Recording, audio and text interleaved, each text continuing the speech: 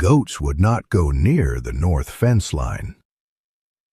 Every morning for 2 weeks, the whole shaggy herd of them drifted toward that tangle of vines and thorns at the edge of the property, sniffed at the green wall of it, and turned back like they had hit a stone. Not one of them would graze past the old fence post leaning sideways in the weeds. Before you keep reading, go ahead and hit that like button and subscribe, because this is one of those stories that starts small and strange and ends up meaning a great deal more than anybody expected, least of all the 2 women who owned that land. Their names were Ruth and Naomi Calder, twin sisters, 25 years old, and they had been running their little goat farm alone since their father passed 2 winters before. The town near them, a scrappy collection of clapboard buildings called Miller's Bend, sat at the edge of a valley in the territory, the kind of place where everybody knew everybody's business and was not shy about saying so out loud.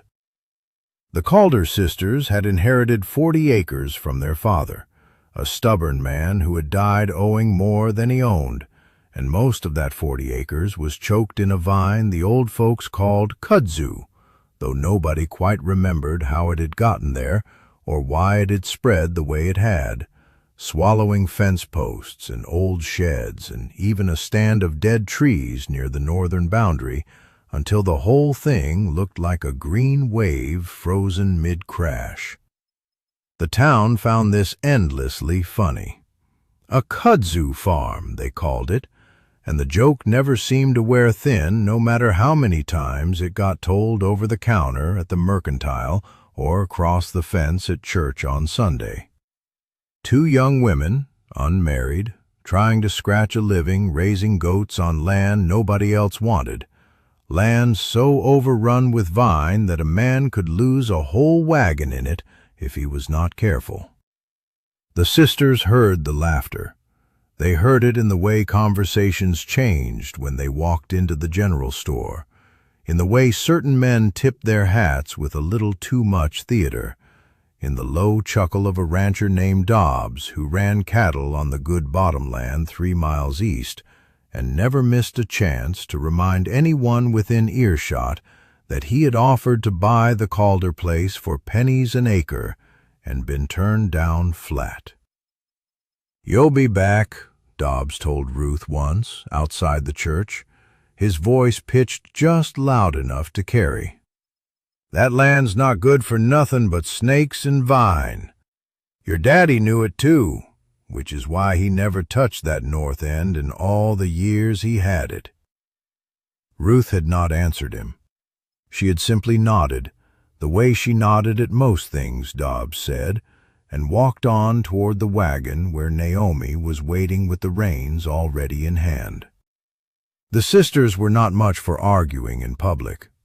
They saved their opinions for the supper table and for the long, quiet evenings when the goats were bedded down and there was nothing left to do but sit on the porch and watch the light go gold and then gray over the ridgeline. But privately, in the months and then years that followed their father's death, the sisters had built something out of nothing much at all. They ran nearly 60 goats by the 2nd year, a mixed herd of dairy and meat animals that they had bought cheap, 3 and 4 at a time, from ranchers who considered goats beneath their notice. Ruth handled the breeding and the birthing, patient and steady with the animals in a way that made even the most skittish nanny settle under her hands.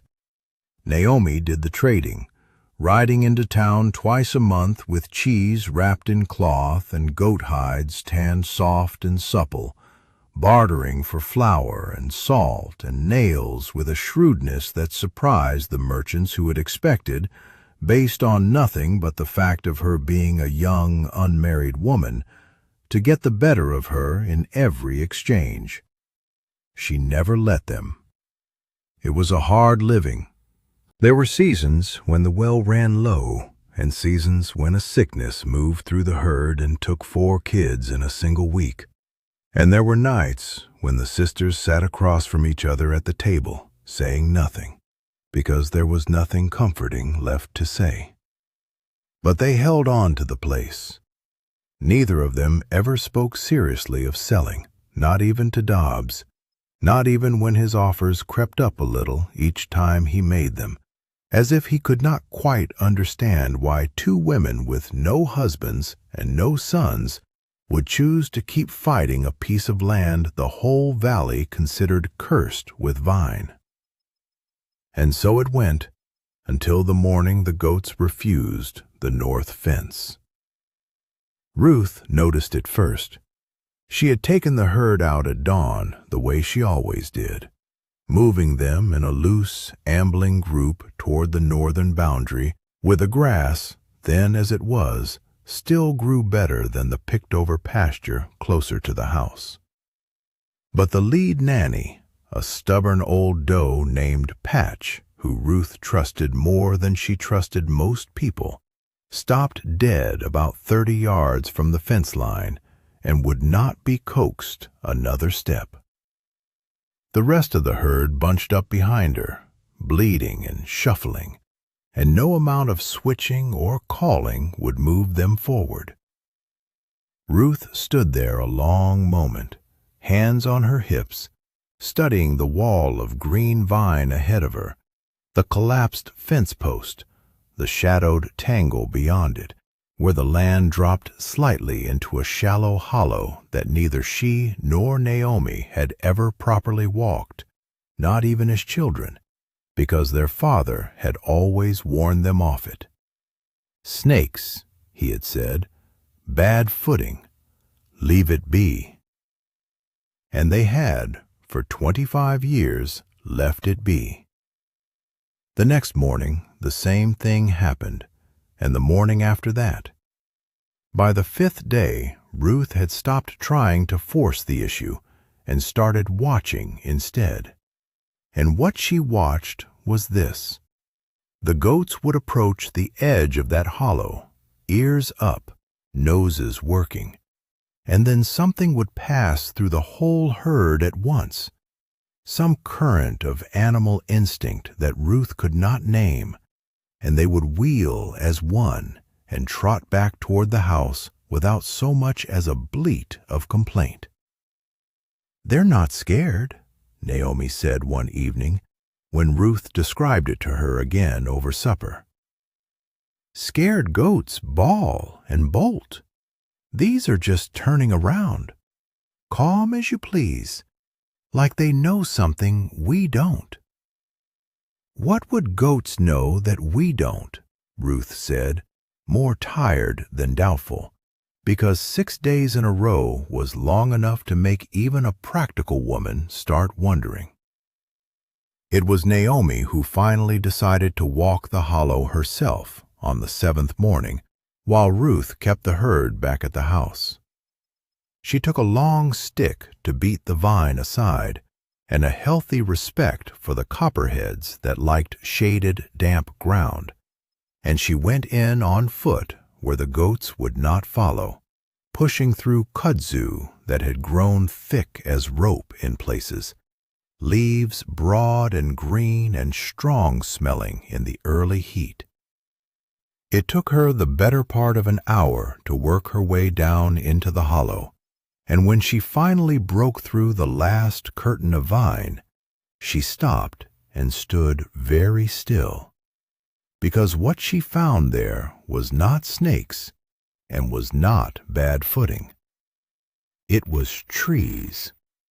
Not the dead, vine-strangled snags she had expected, the same kind that dotted the rest of the north boundary, choked black shapes with no more life in them than fence posts. These trees, a dozen of them at least, maybe more further back where the hollow curved out of sight, still had shape to their limbs, still had a certain order to their spacing that no wild stand of timber ever grew in on its own. Someone had planted these long ago in rows, and the kudzu had grown up and over them the way it grew over everything else.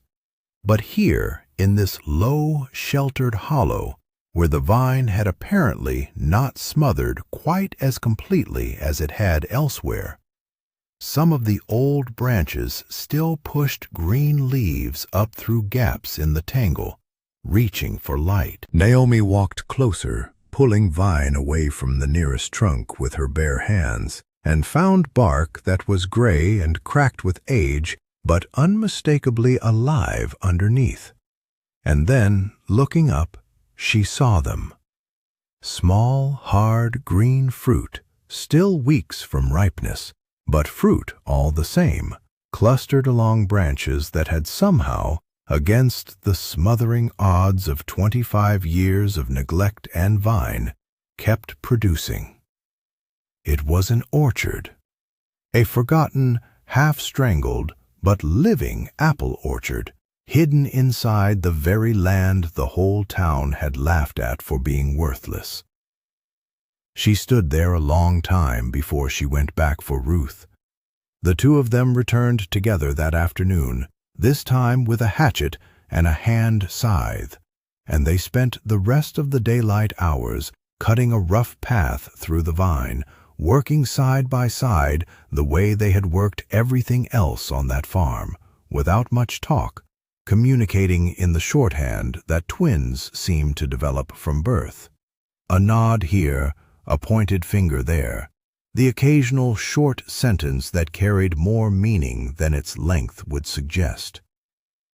12 trees on this side, Ruth said, counting as she cut.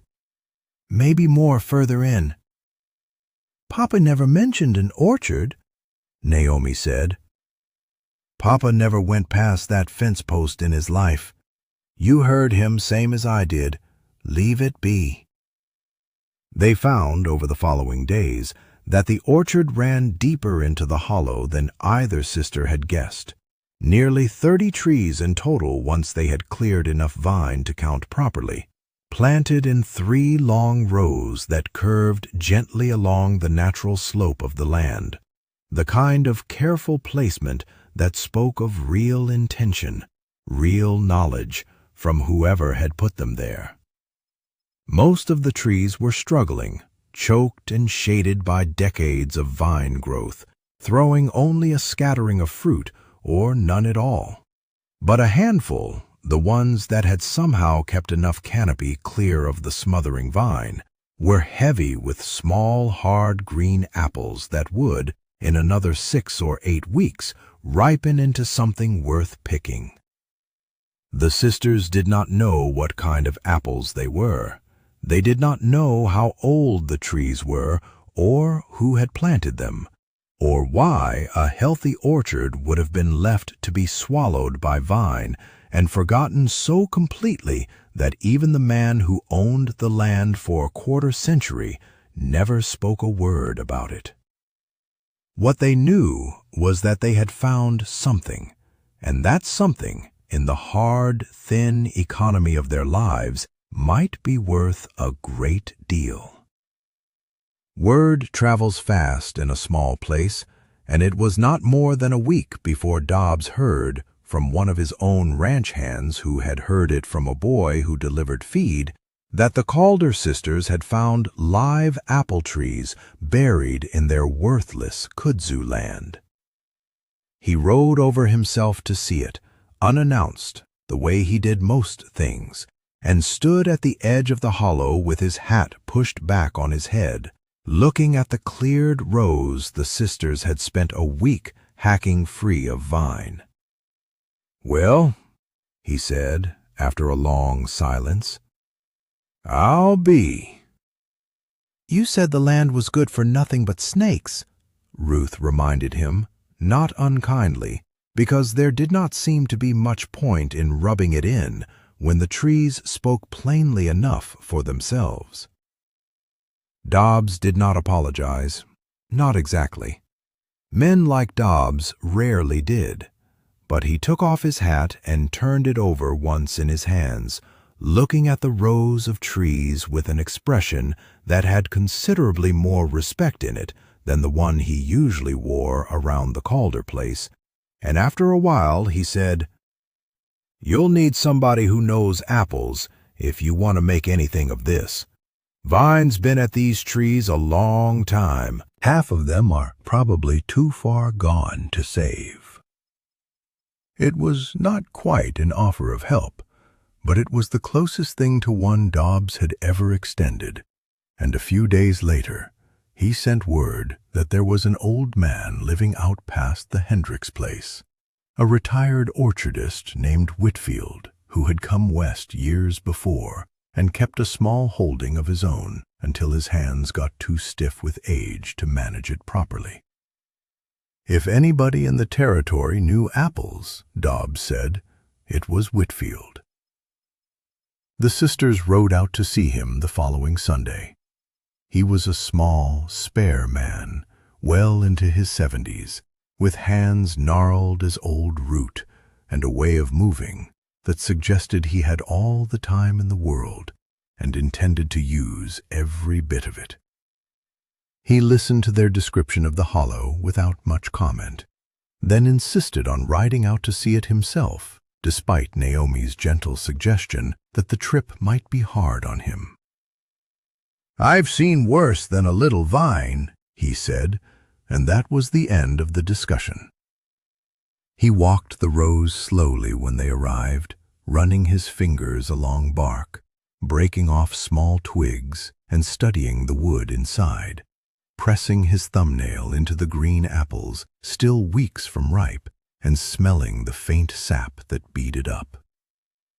He said very little for the better part of an hour, moving from tree to tree with the same patient, unhurried way, and the sisters walked a few steps behind him, waiting. "These weren't planted by an amateur," he said finally, standing in the middle of the second row with his hand resting on a trunk twisted from years of struggling toward light. "Somebody who knew what they were doing set these out. Grafted stock, not seedlings from what I can tell of the growth pattern. That takes knowledge, and it takes patience, and whoever did it meant for this orchard to last 100 years. "Do you know who might have planted it?" Ruth asked. Whitfield shook his head slowly. "Land's had a few owners before your father, I understand. Could have been any of them. Could have been somebody before the recorded owners, too, back when this territory was still wild enough that a man might plant an orchard and then be gone from it inside a year, run off by sickness or Indians or his own bad luck, and nobody left to tend what he started." He looked around the hollow, at the vine still crowding the edges where the sisters had not yet cleared. "Vine like this doesn't grow up over healthy trees overnight. Something happened here. Somebody stopped tending this ground a long time ago, and once the kudzu got a foothold, it just kept going, year after year, and there was nobody left who remembered there was anything under it worth saving." "Can they be saved?" Naomi asked. "The trees?" "Some of them," Whitfield said. "Not all. Some are too far gone, choked out too long, wood gone soft and rotten under the bark. But there's a dozen here, maybe more, still fighting. If you cut the vine back proper, all the way to the roots, and you keep at it, don't let it creep back the way it wants to, these trees will come back. Might take 2 seasons, 3, before you get a real crop off them, but they'll come back." "And if we save them," Ruth said, "is it worth the saving, truly?" Whitfield looked at her for a long moment, and something in his weathered face softened. "Miss," he said, "a good apple tree, once it's established and bearing proper, will feed a family and fill a cellar for 50 years or better. And apples like these, from old grafted stock somebody cared enough to plant with real skill, they might carry a flavor you can't find in the seedling trees most folks grow from pips. Could be worth considerably more than you think, if the fruit's what I believe it'll turn out to be. He paused. But I'll tell you the truth plain. It's work, hard, patient work, cutting vine back season after season, and there's no guarantee it pays off the way you're hoping. Land like this has a way of testing people before it rewards them.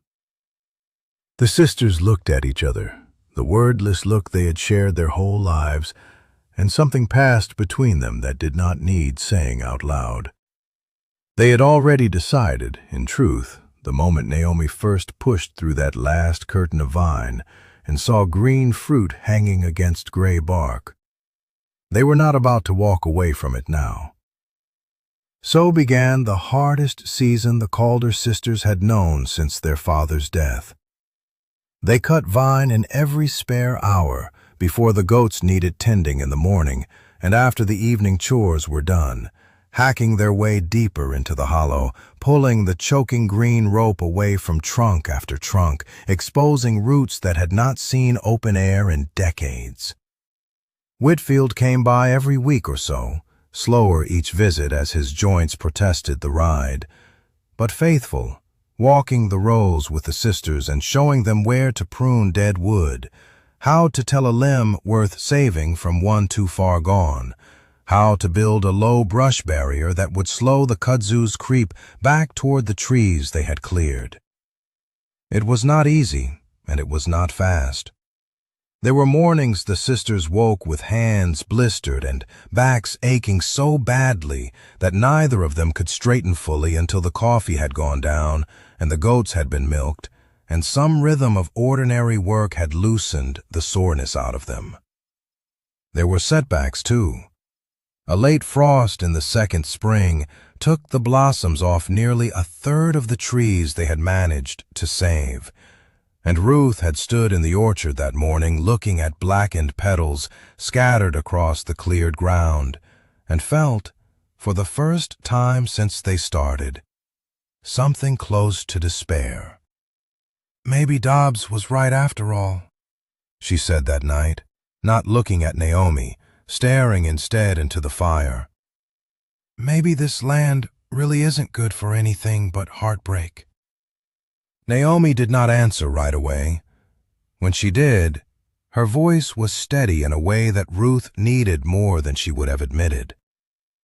"Papa always said the goats would tell you things before you figured them out yourself, if you paid attention," she said. "They wouldn't go near that fence line for a reason. I don't believe an animal walks away from good ground without cause. And I don't believe those trees fought this hard against 25 years of vine just to die of one late frost. We keep at it." They kept at it. The following season brought a real crop for the first time, small but genuine. A scattering of apples across the trees they had saved, red and gold-skinned, and, when Whitfield finally cut one open and tasted it, unlike anything he said he had eaten in the territory in all his years of orchard work. "Sharp and sweet both," he said, chewing slowly, his eyes half closed the way a man's do when he is tasting something that surprises him. "Good keeping apple, too, if I judged the flesh right. This is old stock, real old. Somebody brought cuttings a long way to plant this, or grafted from trees that came a long way themselves." News of the apples spread through Miller's Bend the same way news of the Kudzu farm joke had spread years before, though the tone of it had shifted considerably. A buyer from the railroad depot 2 towns over, a sharp-eyed businessman named Corbin who dealt in produce for the shipping trade, rode out on the strength of rumor alone to see the orchard for himself. He was not a man given to taking anybody's word for anything, and he tasted the fruit off the tree, turned an apple over in his hand, studying the skin, asked Whitfield a series of pointed questions about the variety and the growing conditions, and left without making any promises. He came back 3 weeks later with a proposal. If the sisters could bring the orchard up to a real harvestable size over the coming seasons, expand the cleared rows, keep the vine at bay the way they had been doing, he would buy their full crop each year at a price well above what common apples fetched, on account of the flavor and the keeping quality both, which he said made the fruit suited to shipping further than most orchards in the territory could manage. Provided, he said, looking between the two sisters with the flat, assessing gaze of a man used to being disappointed by promises that did not hold up, you can actually deliver on scale. I've seen plenty of fine talk about wonder apples come to nothing once the second season rolls around and the work gets hard. We've already done the hard part, Naomi said. The vine was the hard part.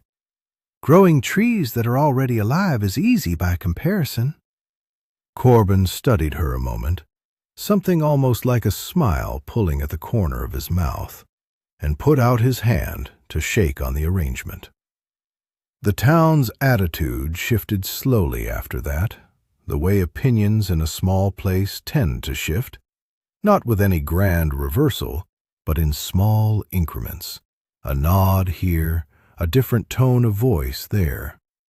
Dobbs himself, who had never once apologized outright for the years of mockery, showed up one afternoon that autumn with a wagon and an offer to haul the sisters' first real harvest into town for shipping, free of charge, on account of his wagon having more room than theirs. "Don't mean I was wrong about most of that land," he said gruffly, unloading crates at the depot alongside Ruth, without quite meeting her eye. "Still mostly good for nothing but vine and snakes. Just happened to be wrong about that one hollow." "That's usually how it goes," Ruth said, and left it at that, because there did not seem to be much use in pressing a man like Dobbs any further than his pride would bend. The community chorus of doubt, the low chuckles and the sideways jokes that had followed the sisters through years of hard, scraping work, did not vanish entirely, but it changed shape. Where once people had laughed at the Kudzu farm, now they spoke of the Calder orchard with a kind of grudging local pride, the way small towns come to claim credit for things they once mocked, as though Miller's Bend itself had somehow willed the discovery into being, rather than two women with blistered hands and a stubborn refusal to quit. It was in the third autumn after the discovery, with the orchard now producing a genuine crop across nearly 20 trees and Corbin's shipments going out regular each season, that an old woman came through Miller's Bend on her way further west, traveling with a nephew who had business in the territory. She heard talk of the apple orchard at the boarding house where she stopped for the night, and something in the description, she said later, struck a memory in her so old and so deeply buried that she had not thought of it in decades. She asked to be taken out to see the trees, and Ruth and Naomi walked her through the rows themselves, this frail, silver-haired woman moving carefully over the uneven ground with her nephew's arm to steady her, stopping every few trees to look up into the branches with an expression the sisters could not quite read. "My father planted an orchard on this land," she said finally, standing near the center row where the oldest and strongest of the trees grew. "I was a small girl.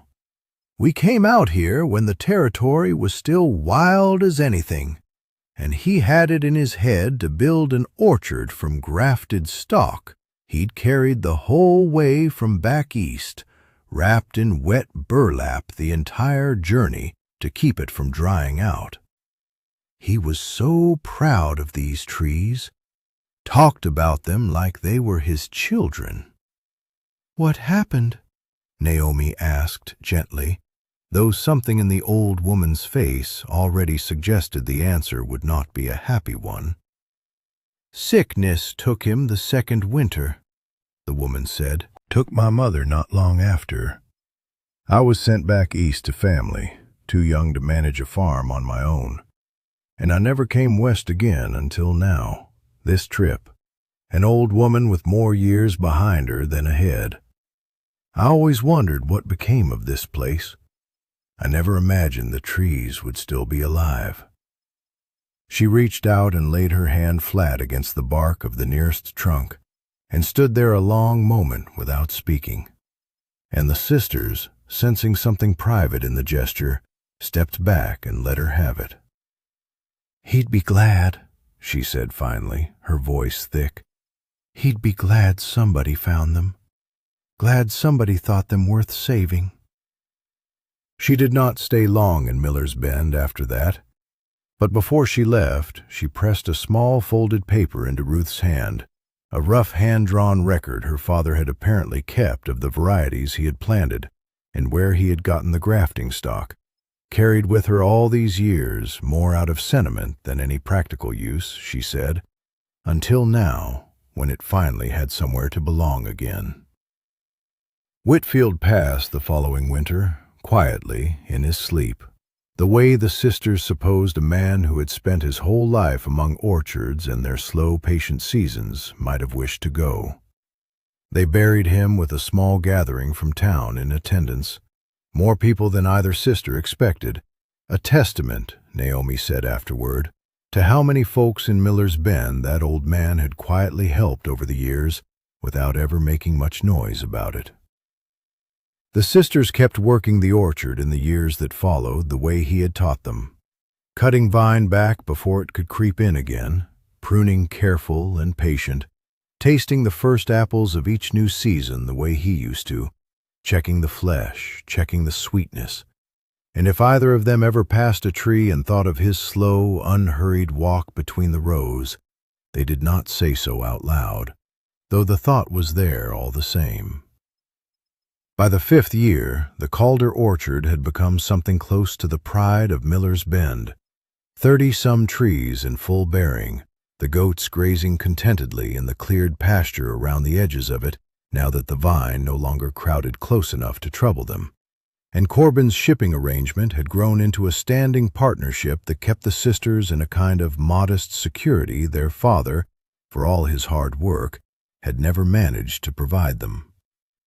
Ruth still ran the herd, still moved among the goats with the same patient hands, and Naomi still handled the trading, though these days the trading was in apples as much as cheese and hide, and the merchants who once thought to get the better of her in a deal had long since learned better. There is a particular morning, most years, when Ruth walks the herd out toward that northern boundary the way she used to, and the goats go easy now, right past the old fence post that still leans sideways in the weeds, though the vine around it has long since been cleared back, grazing contentedly in the shade of trees that once stood strangled and forgotten under a green tide nobody thought to question. Ruth stops there sometimes, just for a moment, remembering the 7 mornings the whole herd refused to cross that line, remembering how strange it had felt, how little sense it made at the time, and how much sense it makes now, looking back, the way most things do once you know what was hidden underneath. If those goats had crossed that fence line without hesitation, the way goats usually do, following whatever thin grass promised the easiest meal, the sisters might never have thought twice about that hollow at all. If their father had been a less cautious man, or a more curious one, he might have found the orchard himself decades earlier, or he might never have bought the land in the first place, put off by the same vine that made everyone else in the valley call it worthless. It took the particular combination of one stubborn old doe's instinct and 2 sisters willing to listen to it, to walk into ground everyone had told them to leave be, for that forgotten orchard to see daylight again after 25 years buried under green. The town still tells the story now, though the way they tell it has changed considerably from those early years of mockery. These days it gets told with a kind of wonder, the tale of the twin sisters and their kudzu farm, of the goats that would not cross a fence line, of an orchard planted by a man dead decades before, kept alive through pure stubborn will against a vine that should have smothered it 100 times over. It is the kind of story a small town likes to keep and pass along, proof that the ground under your feet might be holding more than anybody bothered to imagine, if only somebody is patient enough and stubborn enough to go looking. If this story stirred something in you, the kind of quiet vindication that comes from watching two people prove a whole town wrong through nothing but patience and hard work, take a moment to like this video and leave a comment telling me what part stuck with you most. And if you want more stories like this one, true tales of hidden fortune and hard-won redemption from the old frontier, go ahead and subscribe, because there are more forgotten orchards out there waiting under the vine for somebody willing to look.